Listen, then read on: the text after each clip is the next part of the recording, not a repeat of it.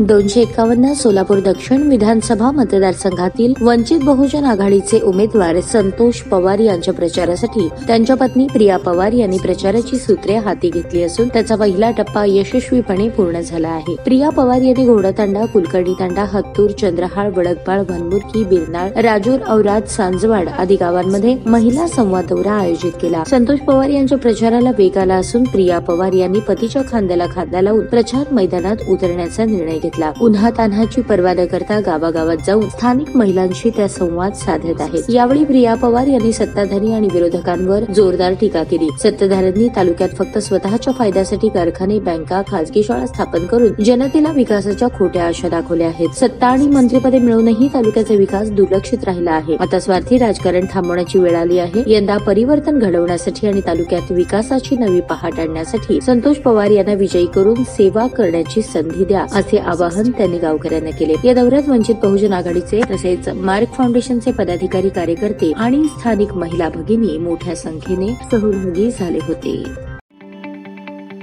ताज्या बातम्या पाहण्यासाठी प्राईम महाराष्ट्र न्यूज चॅनलला सबस्क्राईब करा।